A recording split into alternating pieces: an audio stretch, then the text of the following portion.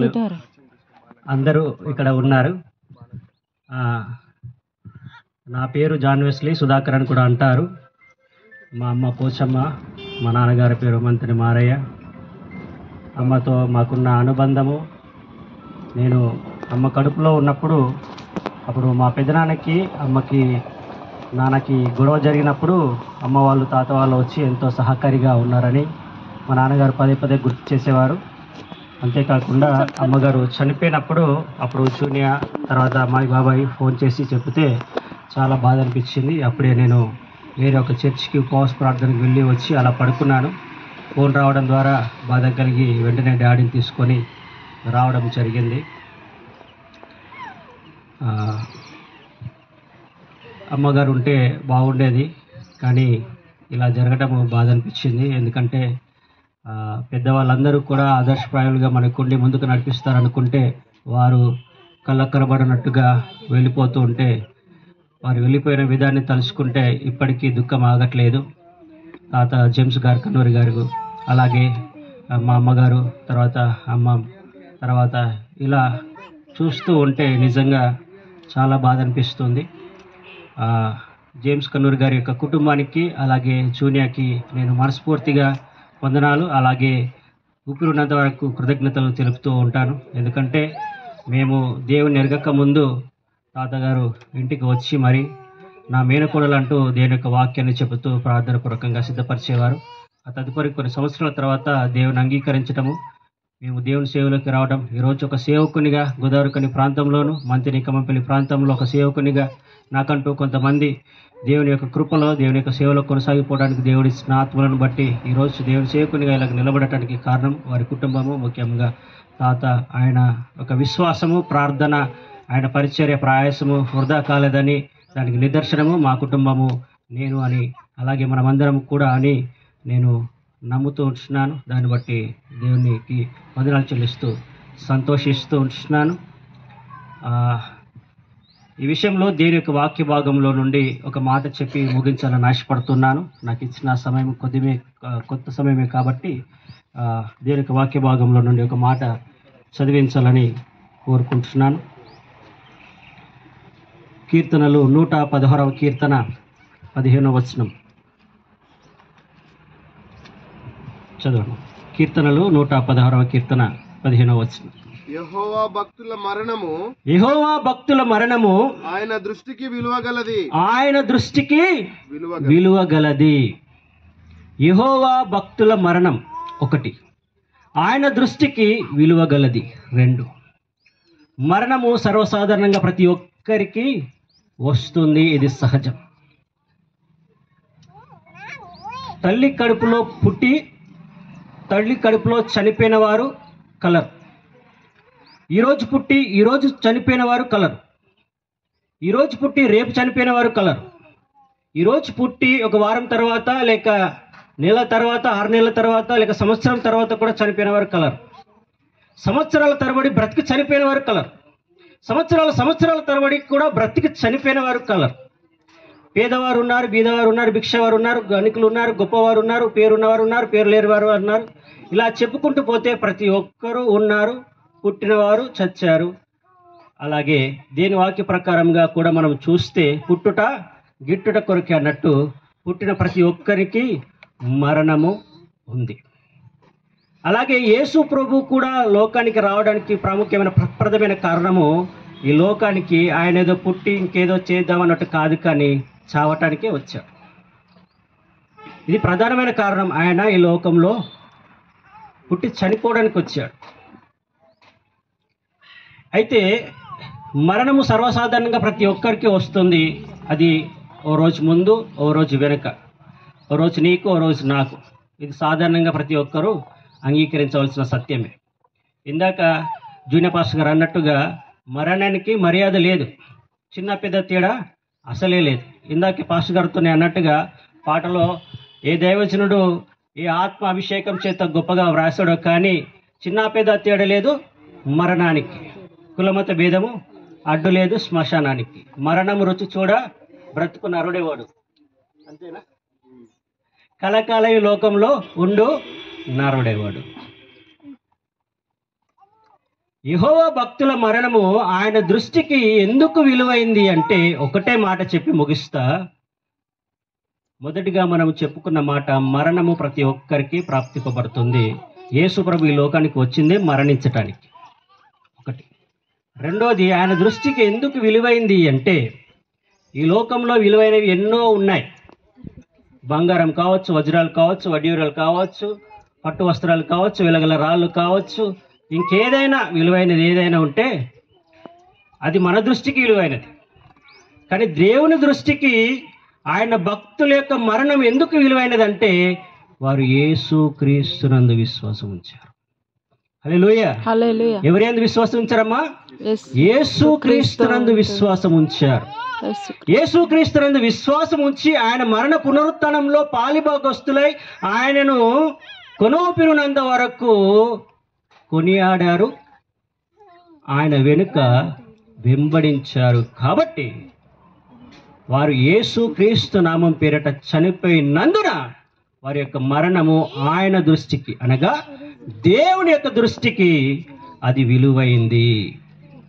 యేసు క్రీస్తు నామం పేరిట ఆయన దృష్టికి అనగా దేవుని యొక్క దృష్టికి, తండ్రి అయిన దేవుని దృష్టికి విలువైంది. కారణము వారు యేసు క్రీస్తునందు విశ్వాసం ఉంచారు. కాబట్టి ఆయన మరణ పునరుత్థానంలో పాలిభాగస్తులై కొనూపిరినంత వరకు చివరిగా ఆయన కొరకు బ్రతికి చనిపోయినారు గనుక ఆయన దృష్టికి వారి మరణము విలువైనది. వారి మధ్యలో ఎలా బతికారు ఏంటి అనేది తర్వాత సంగతి. కానీ చివరి వరకైతే ఏ దేవుని అయితే అంగీకరించారో అదే దేవుణ్ణి విడవక ఎడబాయక ఆయన కొరకు బ్రతికారు. అందు నిమిత్తము ఆయన మరణము ఎలాగైతే దేవుని దృష్టి విలువైందో అనగా యేసు క్రీస్తు యొక్క మరణము దేవుని యందు దృష్టి ఏ విధంగా విలువైనదో ఆయన యందు విశ్వాసం ఉంచిన వారి యొక్క భక్తుల మరణము కూడా విలువైనది. చివరిగా ఇంకో మాట, ప్రేమ దేవులరా, ఇంకనూ యేసు క్రీస్తును అంగీకరించిన వారికి ఒక మాట చెప్తున్నాను. దయచేసి యేసు క్రీస్తు ప్రభు మనము మరణించకుండా ఆయన మరణ పునరుత్థానంలో పాగొదువస్తులమై ఆయన కొరకు బ్రతకాలని ఆయన ముందుగా మన కొరకు మరణించాడు. కాబట్టి మనము మరణించక ముందే ఆయన మరణమును ఎరిగి ఆయన విశ్వాసం ఉంచితే ఆయన ప్రకారముగా కూడా మనము మరణ పునరుత్థానంలో పాలుభాగస్తులమై ఆయన ఉన్న చోట మనము ఉంటామని దేవుని వాక్యము సెలవిస్తున్నందుకు దేవునికి మహిమ కలుగును గాక. Thank you.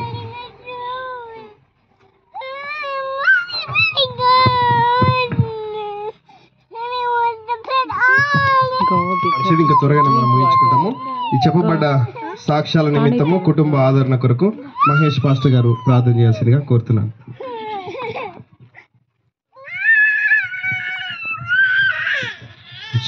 ప్రార్థన చేసుకుందాం. ఒక మాట.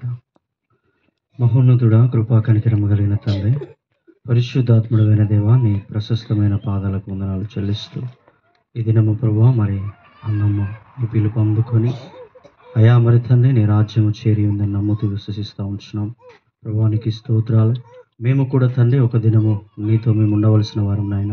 మాకంటే ముందుగా ప్రభువా మరి తండ్రి నీ బిడ్డను పిలుచుకున్న విధానం బట్టి నీకు వందనాలు చెల్లిస్తూ మరి తోబుట్టువులను బంధువర్గీకులను తండ్రి ప్రభువా మరి రక్త సంబంధికులను శ్రేయోభిలాసులందరినీ మీరు ఓదార్చి ఆదరించి నెమ్మదిపరిచి నీ కృపచేత వర్ధలింప చేయమని ప్రార్థిస్తూ వేడుకుంటూ ఇప్పటి వరకు తండ్రి నీ బిడ్డ మరి ప్రభువా అన్నమ్మ విషయమై ఇచ్చిన ప్రతి ఒక్క సాక్ష్యాన్ని మీరు దీవించి సాక్షార్థముగా మీరు నిలవబెట్టమని ప్రార్థిస్తూ ఇచ్చిన నీ సేవకులను కూడా మరి బంధువర్గీకులను కూడా నీ ఆదిలో నిలుపుకోమని ప్రార్థిస్తూ ముందున్నటువంటి సమయాన్ని నీ చేతులకు సమర్పిస్తూ నజరేయుడైన యేసు క్రీస్తు నామమున ప్రార్థిస్తుంటున్నాము మా పరమ తండ్రి. ఆమేన్. మంచిది. ఈవేళ మరి మా పెద్దమ్మ అన్నమ్మ గారి యొక్క జ్ఞాపకార్థానికి వచ్చిన మరి దైవజనులకు అందరికీ కూడా ప్రత్యేకమైన వందనాలు తెలియజేస్తున్నాను. మన మధ్యలో మంచిర్యాల నుంచి వచ్చిన యాకోబు పాస్టర్ గారు ఉన్నారు, దయారాజ్ పాస్టర్ గారు, సాత్విక్ పాస్టర్ గారు, అదేవిధంగా మహేష్ పాస్టర్ గారు, జాన్ వెస్లీ పాస్టర్ గారు ఉన్నారు. ఇక అందరికీ ప్రత్యేకమైన వందనాలు. ఒక కొన్ని క్షణాలే, ఎక్కువసేపు కాదు, ఒక 10-15 నిమిషాలు దేవుని మాటలను మనం విద్దాము కుటుంబ ఆదరణ కొరకు. అంతేకాకుండా మరి దేవుని విషయాలు కొన్ని చెప్తాడు ధైర్యాన్ని కొరకు. మరి మన మధ్యలో దేవుని సేవకులు మరి పాస్టర్ యాకోబు గారు ఉన్నారు. ఈ సమయాన్ని వారికి అప్పచెప్తున్నాను.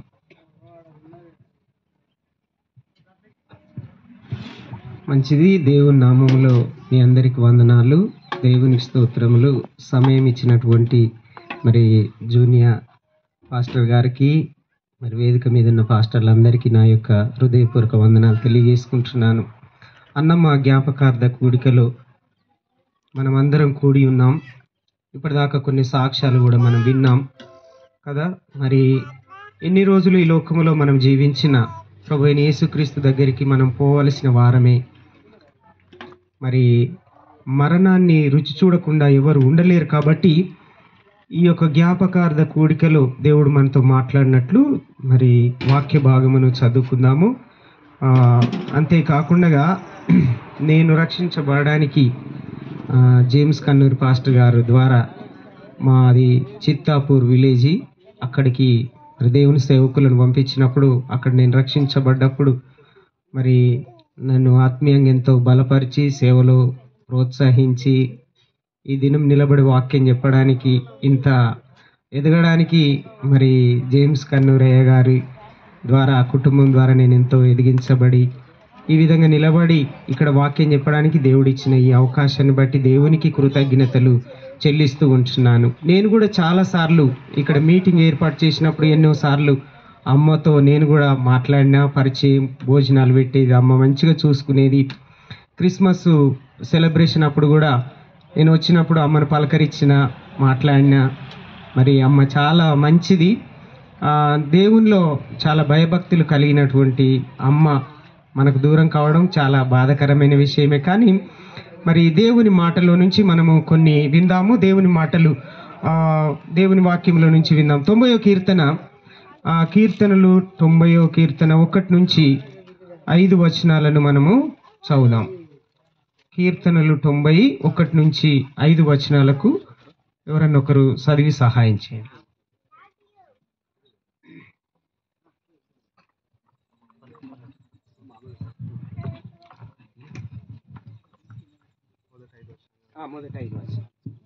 మొదటి 5 వచనాలు. ప్రభువా, తరతరముల నుండి మాకు నివాస స్థలము నీవే. పర్వతములు పుట్టక మునుపు, భూమిని లోకమును నీవు పుట్టింపక మునుపు, యుగ యుగములు నీవే దేవుడవు. నీవు మనుషులను మంటికి మార్చుచున్నావు. నరులారా తిరిగి రండని నీవే సెలవిచ్చుచున్నావు. నీ దృష్టికి 1000 సంవత్సరములు గతించిన నిన్నటి వలెనున్నవి, రాత్రి అందలి ఒక జాము వలె ఉన్నవి. వరద చేతనైనట్టు నీవు వారిని పారగొట్టి వేగా వారు నిద్రింతురు. ప్రొద్దున వారు పచ్చ గడ్డి వలె చిగురింతురు. చిన్న ప్రార్థన చేసుకుందాం. ప్రేమ కలిగిన తండ్రి, నమ్మకమైన మా దేవా, నీకు వందనాలు, స్తోత్రాలు నాయనా. చదవబడిన లేఖన భాగంలో నుంచి నాతో, మాతో అందరితో మీరు మాట్లాడమని ప్రార్థిస్తున్నాను. నిలబడ్డ నన్ను మరుగుపరిచి మీరే నీ యొక్క స్వరాన్ని మాకు వినిపింపచేసి నీ వాక్యపు వెలుగులో నుంచి మా అందరితో మాట్లాడి బలపరచమని కోరుతూ, ఈ అన్నమ్మ జ్ఞాపకార్థ కూడిక ద్వారా మాకు ఎంతో దీవెనకరంగా నీ వాక్యము ఆశీర్వాదకరంగా మమ్మల్ని నాయన పురికొల్పుమని కోరుతూ యేసుక్రీస్తు నామమున ప్రార్థన చేసి వేడుకుంటున్నాను తండ్రి. మంచిది. దేవుని వాక్యములో మనం చూసినట్లయితే, దేవుని వాక్యం మరి కీర్తన గ్రంథమును మనం చదువుకున్నాం. ప్రభువా, తరతరముల నుండి నీవే మాకు నివాస స్థలం అనే మాటను మనం చూస్తూ ఉన్నాం. అంతేకాకుండా